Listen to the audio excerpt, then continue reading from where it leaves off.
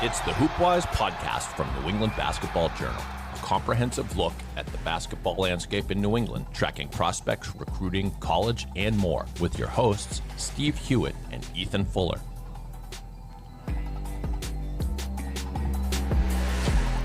And welcome back to another episode of the HoopWise Podcast. We're part of New England Basketball Journal.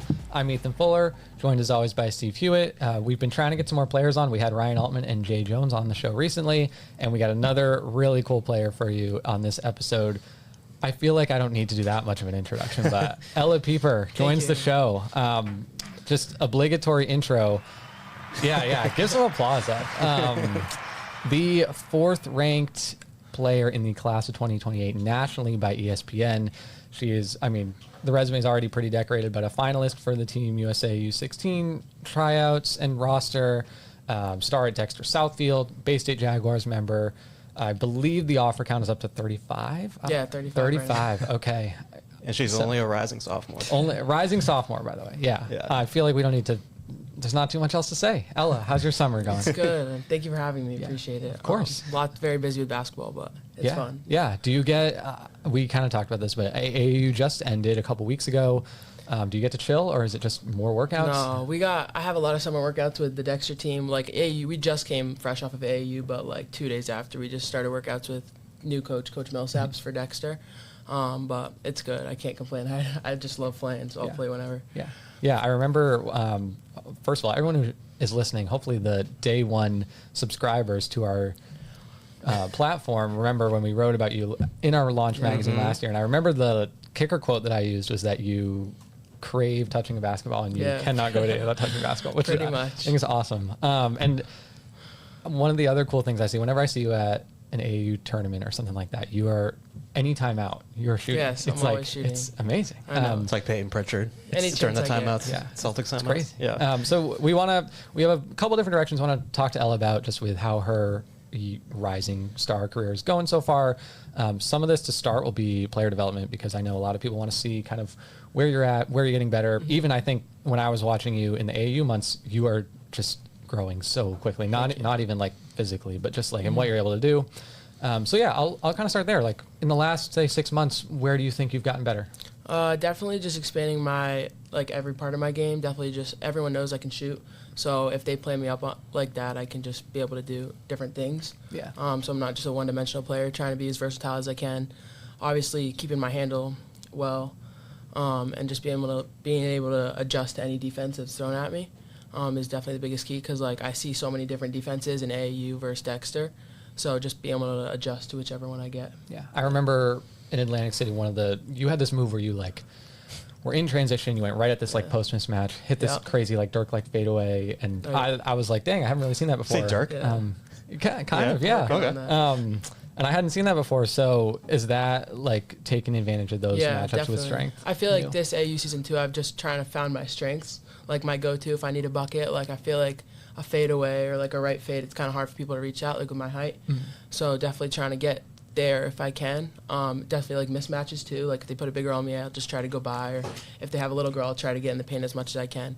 And the fadeaway is obviously very useful, and I feel like I'm working on that as much as I can, because it's kind of hard to stop sometimes. So just getting to that as much as I can. Yeah.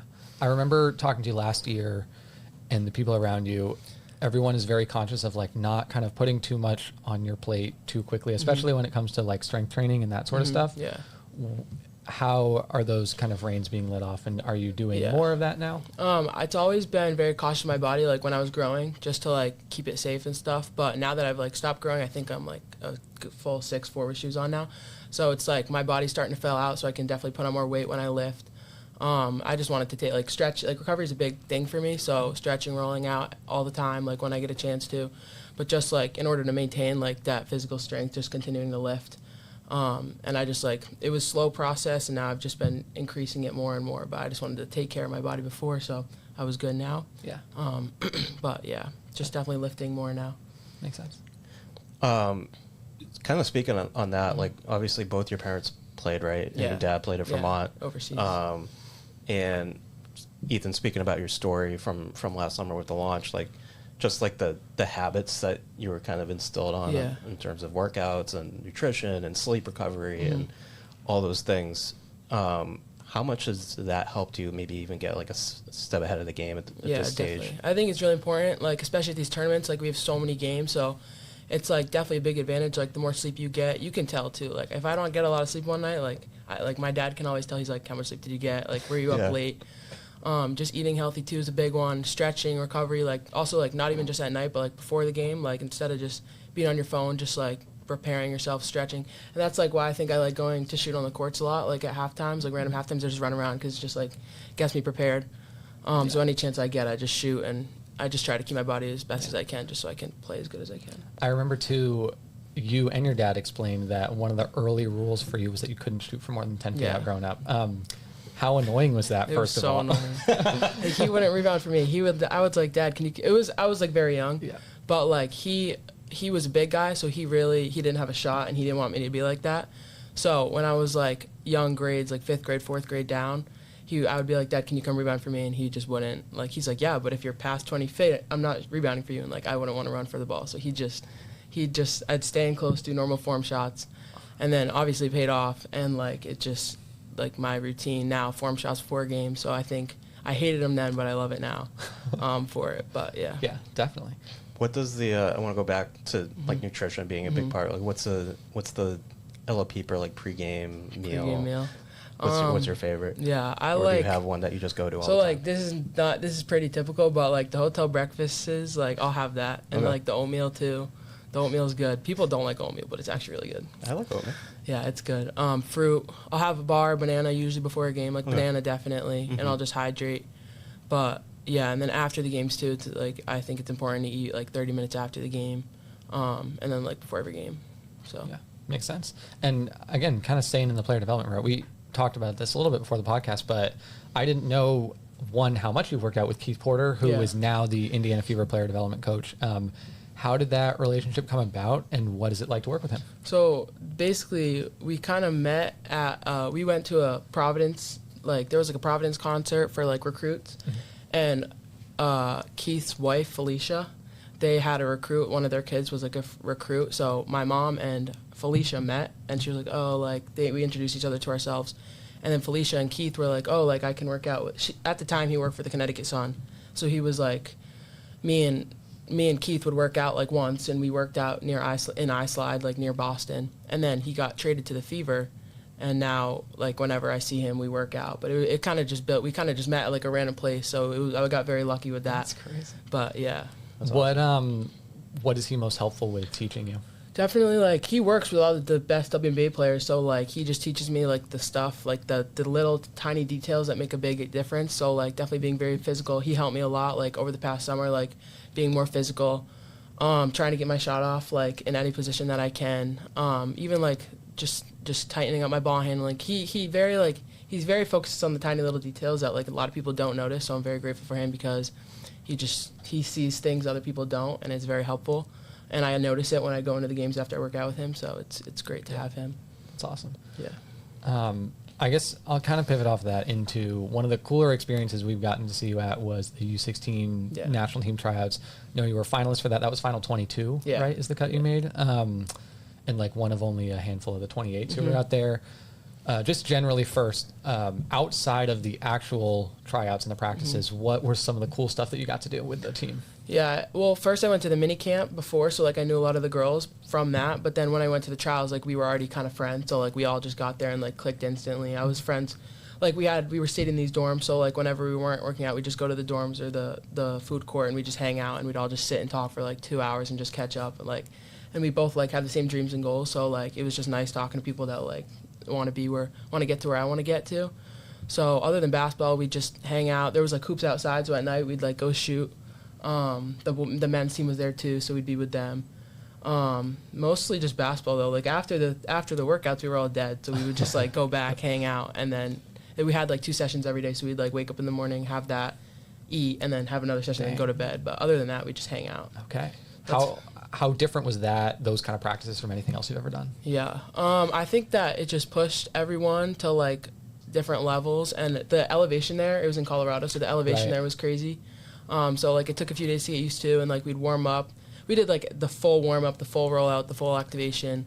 And then we'd have like 2 hours, and they'd like split it up into groups, and we'd scrimmage. So like it was just like a lot. But I think that it took a few days to get used to. But then, I don't know. I think it was just I was very happy with the competition there, and it just like the competition was amazing. Mm. Yeah, that's really cool. I know practically anyone who was there, you could say is going to be like a future star. Yeah. But for us, again, like we're very New England centric. Can you give us a national name from that group that everyone here should know? And I know maybe outside of like Kalina Smith, I know everyone knows about her, but someone else. Ivana was very, Ivana, she plays UAA too. She was very good. Micah Ojo, her and I were very close. I think Chloe Johnson, her and I, like we've always been. She's ranked number 3 and I'm ranked number 4, and we were very close at USA. We would follow each other on Instagram too, and like talk and text. So it's nice just having those connections for later, because when we go to college, like we'll know each other from USA. Yeah, that's really cool. Yeah. Dang. And I know you went to the Final Four. Was that related to USA, or was that? That was the mini camp. So that was like 2 months before that. But at the Final Four, we went to for the mini camp, we went to the Final Four. We went to the UConn game, South Carolina game. We did a lot of like cool, fun events there. Yeah. Dang, that is really cool. Yeah. Steve, you got anything before I kind of change to AAU? Yeah, keep AAU. moving. Yeah. So I know, again, we talked about this past AAU season. Again, kind of unsurprisingly, it was really big for you. Obviously, the ranking was part of that. Where was there a game during any portion of this AAU season where you felt like you really made a statement, whether it was against a team or against an individual matchup that you were really proud of? I think that in Ohio, I think it was like midway through the AAU season. This was like I was coming off like a few weeks of working out with one of my trainers, and I was just like ready to go, and I just wanted to kill. So I went to Ohio, and Slam happened to be there, and they like posted to me. I think we were playing like IBS. It was in the front courts in Ohio, but I think I played really good that tournament, and I think a lot of coaches were there, and I just made a statement, and then it kind of like fueled the rest of my AAU for the rest of my time. Yeah. One thing I've noticed that's really cool is it feels like you, and you've already mentioned it with some of the national team competitors, but a lot of the top players here, I notice you seem to be really friendly with, like Bella Awumi. I see you hanging out with her a while, and I don't think you guys are teammates in any way. And I know a lot of times I think people can see from the outside and be like, oh, all these top players are competing against each other and all that sort of stuff. But what is the camaraderie like with a lot of you elite players? I think we all know that we're very, like in New England, we're very competitive, but we're also like very close, because a lot of us in the NEPSAC, like we play together too, like Tabor and Nobles, a lot of us play together on AAU, and like Bella Wumi too, she plays MCW. And like we're gonna do a camp together, so like we're doing like some elite camps together. So I think that we're doing the NBA future or the Taekwondo Zimmerman together. So we know each other from that, and then we just see each other around, and we both know we see competition when we see it. So I think it's just good being cordial and friendly with them. And then once we step on the court, we're not friends, but off the court we can be friends. Do you have rivals, or does it not, or is everyone like kind of I competitor? Have some. Okay, I have some. Yeah, gotcha. How do you think the evolution of yourself as a trash talker has gone? Do you think it's different? No, I think it's gone bad. Like I think like Dexter, I can kind of hold it together, but in AAU, like Avery or one of my AAU teammates has to come over. She's like, stop talking, because like, but the coach is there. Like it's not good to trash, and I don't I'm not even that kind of person where I like trash talk right away. But like if I had a few shots, like I'll say something sometimes, and I like don't even mean to say it. Like one time, like a girl came up to me, I blocked her shot, and I was like, what are you doing? Like I don't know, I just trash talk, and I didn't even mean to say it sometimes. But I get hype, and then like L Dub, my camera guy, like the guy that films our games, he's like, he gets me hyped too. So that's fine. Yeah. Again, the ranking is a lot of part of this, and I know we had you on, or you were on the ESPN watch list before, which isn't ranked, and then I know I personally was like, oh, I wonder where she's going to fit, just because I don't have a great sense of like the national context. So I saw 4, and I was like, man. So for you, honestly, I know everyone kind of has a different answer of how much it means, but honestly, like, what does that mean to you? Like, is it important? Is it not? Yeah, it is. To me, it's very important. I mean, obviously rankings don't matter in the long run. Like, you just want to end up at a good college where you're going to play and like play really well. But I think that for me, it just pushes me to be better every single day, because obviously I have something to work for. I want to go higher than 4. But it just like shows, it's like a true testament to all the work that I put in. So I think that knowing that comes like the outcome, I think that just makes me want to put more work in every single day. Yeah. and just like the more like once I get results, just makes me want to get more and more results. So I think that it just pushes me to keep working harder and harder. That's awesome. Where were you like when you found out? Like what was your reaction? I think that it was after USA, and then I got ranked. Oh, I was on a phone with a coach, and he was the one that was like, "Oh, you got ranked." I was like, "Really?" And I think he told me first. And then I was like, "What number?" And he was like, "Oh, you got ranked 4th." So then Lori my AAU coach sent it to me, and I was like, "Okay, there we go." But I think I was on a phone with the coach, and he told me before I even knew. So yeah. Yeah. That's a good segue because, again, I don't want to get into specific schools too much with recruiting because it's so early for you. And, again, 35 offers, it's a lot to sift through. First, the question I did want to ask was, like, what is your week like at this point with, like, calls and planning that? I mean, I can't complain because, obviously, everyone wants to be on calls all day, but, like, it's really nice, honestly. Obviously, just like the ESPN, it's, like, a true testament to the work I'm putting in. And I, like, enjoy building relationships with these coaches. Like, I, like, have been talking to a few of them for, like, 2-3 years, maybe now. So it's just, like, nice catching up with them, talking to them. Obviously, like, knowing them while I watch their games is kind of cool. But, like, a week, I'll have, like, a good amount of calls every week. But it's fun sometimes, you know. Do you find yourself watching more college partially because you're watching the teams? Yeah, I do. I, like, one team I didn't really know about, and then they offered me, and then I watch them, and I realized they're, like, really fun to watch. So I like watch them more and more, but I like even schools that haven't offered me yet. Like I just love watching them because it's just like I'll watch basketball anytime, any day, anywhere. Yeah. So yeah. Do you have more of a sense now? Again, like you're only a rising sophomore, but do you have more of a sense of what a good fit for a school looks like to you now, or is it still kind of open-minded learning? How does that look? Yeah, I feel like fit is very important, and I think that like obviously schools evolve over time. Like the next 3 years, like. Say like a school like LSU is not going to look the same as it does now, and maybe in 3 years, like it might change. So I'm just trying to wait until like once I get older, then I'll find a school to commit to. But definitely fit. Like I feel like I play very good in transition when we move the ball. Very versatile teams, and I think it's really great because I have older girls that I know really well that have committed to older schools. Like KK's one of them, goes to Kentucky. I feel like it's good just seeing how they work at like players like me, like KK. I like seeing how they work at those type of schools. Just gives me a good idea on like what I'm looking for. Yeah, that makes a lot of sense. Yeah. How do you kind of just manage all the attention? Obviously, the attention is good. Like you said, it's a testament to the hard work you're putting in. But it can also be overwhelming. Could be distracting. Obviously, you want to keep the main thing, the main thing, and which is what everyone says, right? Like, who helps you? I'm sure your parents are a big part of that. Like, how do you sort of manage all the attention and make sure you're focused on the right things? Definitely keeping the main thing always. Like, basketball comes first for whatever I do.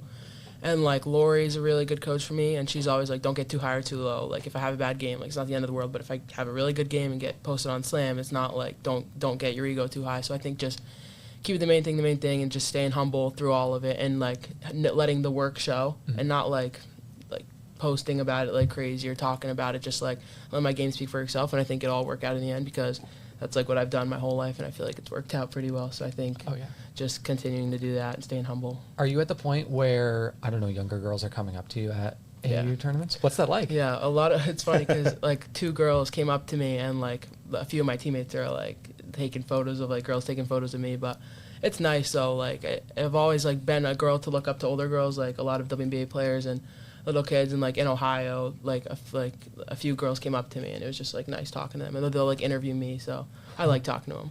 That's cool. But yeah. Kind of, you mentioned WNBA. You've mentioned that you watch a ton of basketball. Who are your players you watch now? In the WNBA? Yeah. Yeah, like I'll talk. A lot of people like compare me to Breonna Stewart and like Nafisa Collier, so like I like watching them. And then Caitlin Clark, Aaliyah Boston, the Fever, the Aces. I'll watch. Well, I'll like watch any basketball, but like a lot of teams that I like watching are like the Aces, Fever, Stewie, a lot of them. Yeah. I know you're a huge Celtics fan too, and I know this offseason has not been super fun. I don't know how much you followed it, but how are you feeling? Left and right. Yeah. Yeah. I guess we can kind of look forward. I want to make sure I'm not missing anything here, but we can look a little bit toward next season now. You mentioned getting to know Tammy a little bit and some of the workouts you've done so far. What has it been like meeting her and getting to know her and expectations for next She's very nice. She sets a high standard for like she's trying to turn the program around, make sure like build her own culture. She's won everywhere she's been. She's won as a player and a coach, so I think it's really good to have her as like a role model on our team. She's very, she just wants to win, and she knows how to do it. So I think if the team just trusts in her and trusts her process, then I think we'll be good. And I think, our team has a lot of potential this year. So if we just trust her and she knows what she's doing clearly, so I think we can just trust and believe that she'll get us through where we need to go. Yeah, and you have a lot of, not everyone, I know you graduated some players, but, a lot of the team is back. I know you got Izzy Adams back, Avery Bolin, who obviously you're pretty close with, and she's another top player prospect coming back.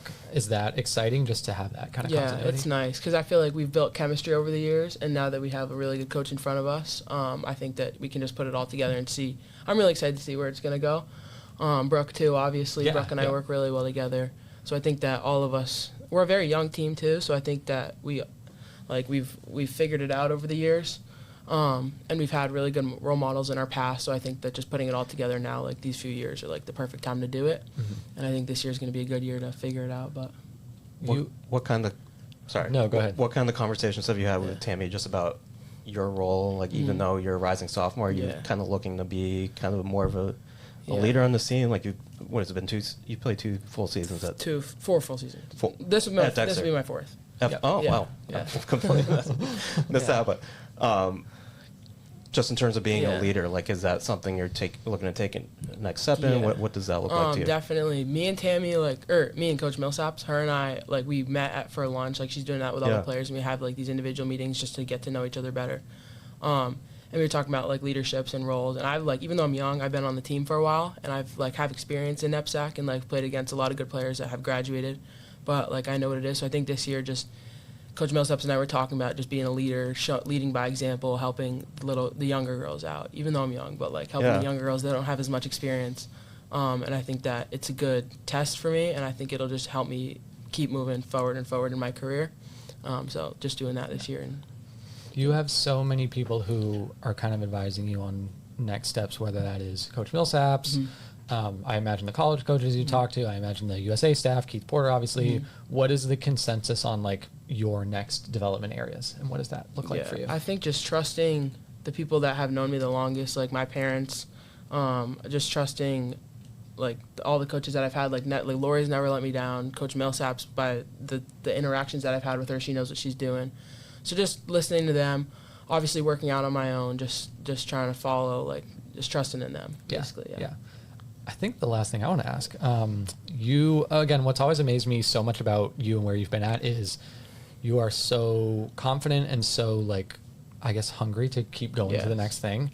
Have you ever felt like that confidence has been tested so far? And I know it hasn't, been a super long time for you, but has it been tested, and what kind of helped you get through it? I think confidence is key. When we're on the court, if you got to have confidence in order, to, play your best. So just always having a lot of confidence, and I think that confidence comes from the work that you put in. So in order for me to keep my confidence, I feel like that has happened before. I'd take time off a little bit, and I wouldn't really be working out, and I'd just be hanging around and not really working out. But I'd wouldn't have a good game, and I'd be darn it. But then I'd start working out again, and then I'd start playing good. So I think that I've learned from my past that you just got to keep working out, there's no excuse. It's either you're working out or you're not, and it's just going to show in the game. So I think that just being consistent will just lead you to where you want to go. Yeah. So, yeah. Ask. I know you've talked about it a million times. We got to talk about the dunk, the first time you dunked. Yeah. Which was profiled in Ethan's feature last summer, but we got to get it on the podcast. Mm-hmm. Was it 2023? I think so, yeah. Take us through that. Were you in 8th grade? I think so, yeah. Entering 8th grade, I think. Rising 8th grade. Crazy. That's, tell if you can tell the story, what can you remember about that, and, I remember, and how it all kind of came to be. I was I had a tennis ball in my hand that day, and I was with one of my teammates and then 2 of the boys on the team, and they were dunking. I was let me try. So then I had a tennis ball, and I got pretty high up there. I was whoa. So then I was give me a ball.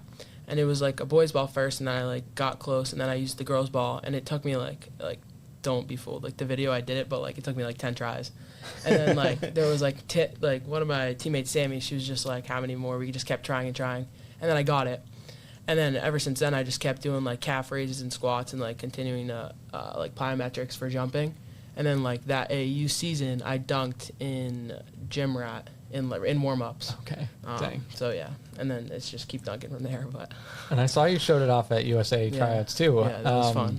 Is that something that, because again, like a lot of what I see on social media is like you, and then it's the giant caption of like, this freshman can dunk kind of thing. Is that like, is that weird that a lot of people associate that with you? Because as you've shown us, like that is not even like the biggest skill in your bag right now. I think it's just a good addition, honestly, and Yeah. I think it's fun, like trying to get it. I'm trying to get it in game this season. I've tried it before, but it just didn't go in. But, but I'm trying to get it in game. I think it's like just I actually like doing it in front of people. It's fun, and I think like not a lot of girls these days can do it right now. So I think it's just good to be able to do it, and just add to my game. So yeah. Yeah. Fair. Okay. I'll keep an eye out. Yeah. Yeah. You mentioned it previously, but talking about the other girls at USA camp about your goals and dreams and everything, and what does that look like for you? Like what are you trying to accomplish in this game? Obviously, you're rising sophomore, and there's a lot to go, a lot of time before you get to the next level, and even just college. But like what do you dream about when you're going through workouts, or what are you thinking about with your future? Definitely, like, just want to be able to dominate wherever I can, like, whether it's 16U, 17U, because I've always played up.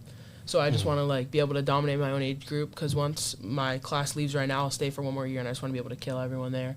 But obviously, I want to have a good career in AAU, get ranked, continue to get ranked. And then college, obviously, be able to do good enough in AAU to be able to pick a good school in college. I want to be successful in college. Pick a good school that's like my fit, where I can play my best, and then obviously like the goal is pro, but definitely just taking it step by step and staying grounded at where I am. But just being the best I can, like reaching my full potential and see where that takes me. That's when awesome. You kind of keep an eye, I don't know how much you follow all the WNBA expansion stuff. Does that make a pro dream feel more attainable for you to see that there are more teams? I like it, because it's obviously grown a lot over the years. And like I've gone to a lot of games, like Suns games, Connecticut, there's Fever games. I've gone to a lot of those games. It's just nice to see. I'm like, oh, I want to be here someday. So definitely that now that it's expanding, because there's a lot of girls that got drafted from college that were very good, but they didn't have enough room. But like if 2 years later, if they had enough room, they would have still been in the league. So I think that by the rate it's going at, by the time I have the opportunity to get there, then I think I'll have a pretty good look. And the WNBA is growing like every single day. So I think it's very, very high hopes. Yeah, it's so much fun to see all the crowds. We were at the TD Garden game. I know, because I think I had talked to one of your parents, and you mentioned you weren't there, but you were you went to a Fever game during AAU. Yes. So yeah, like you see it, like it's everywhere, and Caitlin Clark's obviously part of that, but it's not like everyone's really growing. It's cool. Everyone's growing, yeah. Full Court Press. Yes, welcome back to Full Court Press, where I have a series of questions for all of our panelists here. They're unprepared. They're nervous. Well, the boys are nervous. Ella doesn't look too nervous. All right, we usually do 3 questions, but just for kicks and giggles, I prepared 10 rapid-fire questions. So more questions, but shorter answers. Okay. Just sort of whatever comes to the top of your head. And yeah, I apologize if you already covered some of this during the pod. It's possible. I ain't perfect. All right, here we go. We'll go around the horn, so we'll start with you, Steve. Uh-oh. Best dunker you've ever seen? Like in person? Or? No, best dunker in NBA history. Your opinion. Oh, Vince Carter. Vince Carter. Yeah. Good one. Okay. Ella, best dunker. You can go NBA or WNBA if you want, I suppose. John Morant. John Morant. That may be the definitive answer. Stephen Colbert on his show had a staffer, a writer who works for him, that was so impressed with John Morant's like windmill backwards something dunk that he decided he was going to hire a trainer and try to do the dunk within a year. And they do little updates, and he can barely touch the rim, so it's not going to happen. He ain't John Morant. Ethan, best dunker. Zach LaVine for sure for me. Wow. Of course. Okay. Shouldn't have won that dunk contest though. We'll go. We'll do snake draft style here. Ethan, WNBA player you'd most like to meet. Oh man, I'll go. I mean, I'm sure there's like storytelling aspects to this, but as far as just best player, I mean, Asia Wilson, and maybe I can pitch her to get me some of the shoes because I really want her shoes. Oh, okay, cool. Would they fit you? No, just kidding. All right, Ella, best NBA player you'd most like to meet. NBA. WNBA. Okay, Sorry. I mean, I met Caitlin, so probably Paige or Stewie. Good one. Humble brag. Already met. Of course, you already met Caitlin Clark. And you, Steve. I like WNBA. Paige. I like Paige. I'd love to meet her. Kelsey Plum too. Okay. Yeah, Cool. I'm a fan of her. Steve, we may have covered this in the past, but it's worth revisiting.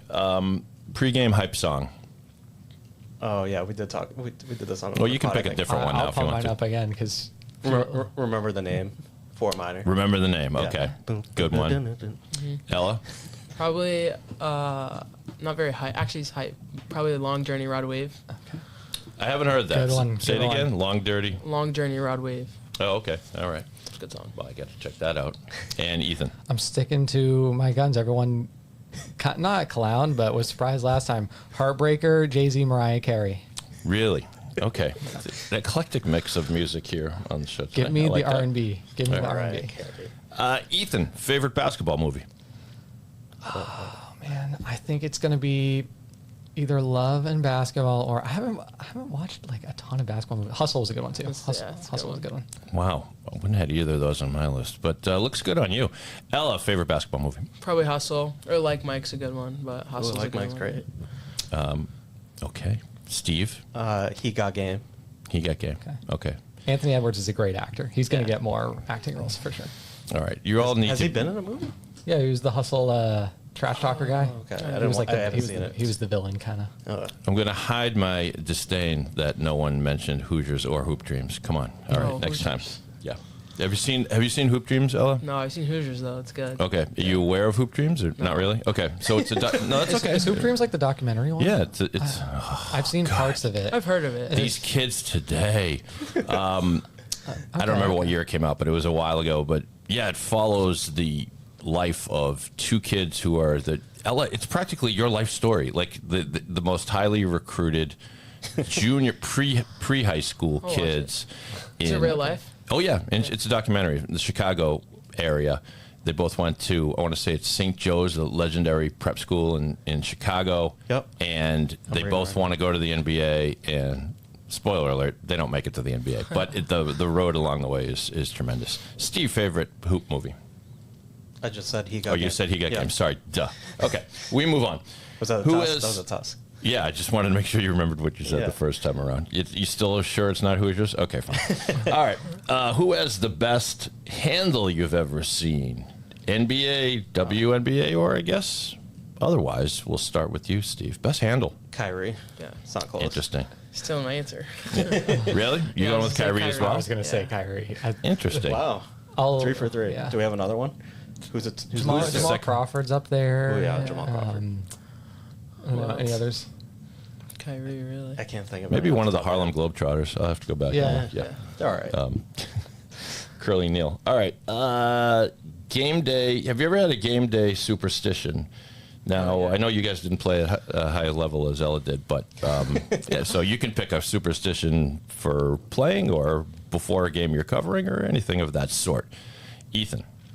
Well, you're flaming my middle school B team. I was a starting small forward. I forgot. Hold on a minute. My research didn't turn that That's up. okay. I have no idea why. We don't need to talk about how it went. Okay. I'll go covering my pregame superstition, not superstition, but thing I always do is Panera because it has free Wi-Fi and the food is healthier than McDonald's. So if you want to find me before or after a game, look up the nearest Panera and I'm probably there. Should we tell them that a study came out recently that said Panera food actually isn't good for you at all? Okay. Don't All right. tell me No, that. okay, Don't never mind. tell It doesn't me that. exist. Okay. It's fine. It's fine. It's also overpriced. Ella, any pregame superstition Yeah, ritual? I used to do this. I don't do it anymore though, but I used to double sock for all home games. Wow. And then I'd have double sock, and I'd have to have gum, but it doesn't help.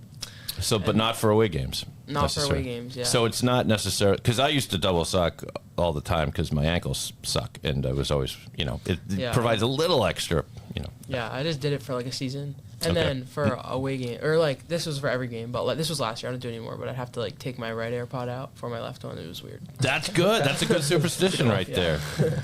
I mean, if you do it wrong, then you got to like go buy a new pair of AirPods or something. Yeah. Steve, superstition. I've got nothing. I don't have How any about superstitions. superstition that you've ever heard of in covering players? Anything like that? Put me on the spot. Your superstition Can't is you think of have one. no superstition. Yeah. Okay. All right. We'll see how that works out for you. That's okay. Next question. We'll start with you, Steve. You can redeem yourself easily. What's the hardest basketball drill or the hardest part of basketball practice? You can take that question or what that you've witnessed. I played competitive basketball in like 20 years. You're aware of drills. What's the element of a basketball practice that you would most despise or not look forward to? Probably suicides. Okay, see, that's a good answer. Yeah. I'm a runner. Yeah, probably not a drill, but like after 16s are really bad. I know I'm gonna have to do them in college, but like 16s, I don't like. What? I don't know what that is. What's it's like you have to go down and back 16 times in 1 minute, like the short side. Dang, in a minute. And then if you don't get it, you have to do it again. So half the length of the court or the full length of the court? Half the length. Half the length of the it's court. Like down is 1, back is 2. Do you have to touch the line? Yeah. Oh, I hate that. Yeah. So half court line is 1. No, like this is the Both. Yeah, it's like sideline to sideline. In a minute? In a minute. Yeah, that seems like a lot.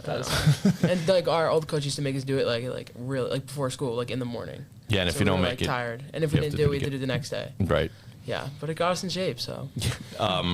Yeah, my trick in suicides was that you run out to the free throw line, right? So I would try to do this thing where as I touch the ground, spin my body completely around, so now facing towards the basket. And I thought that was cool, but I don't think it actually saved me any time. All right, Ethan. This isn't a specific thing, but anytime that I've had this happen in multiple sports I played, when someone doesn't do something correctly and everyone else has to serve the punishment. Oh, yeah. That's more general, but that drives me crazy. How do you think the person who's picked feels? I mean, it's terrible. Yeah. At the end of practice, when someone has to make a free throw and they miss, you got to keep running until they make it. Yep. It's not good. Yep. Yeah, we had one called the Superman drill where you had to make, it was like a certain amount of layups in 30 seconds, going the full length of the court, layup, back to the other end, lay it up. And so we picked one guy, and we're all cheering him on, and it looked like he was going to make it. He didn't miss a layup, which thank goodness, but he, according to the coach, he put it in just after the buzzer sounded. We were like, what? And get on the line, everybody. Okay, next question. Should the NBA or the WNBA play some games outdoors, whether exhibition or something along the lines of the gimmicky thing like the Winter Classic in hockey? It's in the winter. That's true, but you could pick a warm weather site, I suppose. It's funny you said that, Ella, because I did some research, and it's only happened like 3 or 4 times, and a couple of the times it was way too cold and windy, and everyone had a miserable experience. So I forgot where I was here. Ethan, I guess I'm with you. Okay. I would say like summer exhibition could be cool. I know that for some people playing outdoors, there's like the injury fear. So I guess you got to make sure the court is nice and everything. But I think a summer one would be cool as an exhibition. I don't know if I'd want like an actual regular season game to count that way. There are 82 games. They could play one outdoors. All right. Ella, your thoughts? Probably an exhibition game. I know the Iowa girls team did it outside. They did. And it was like windy, but like they'd still make their shots. But probably an exhibition game. Do you like playing outdoors? I haven't tried. Like I'll play pickup with like friends and family. Well, that's just what I mean. Generally. Yeah, I'll play outdoors. It's fun. Steve. Yeah, I think exhibition game. Although, what was it, Michigan State, and who'd they play on a ship like 6 or 7 years ago? I remember that.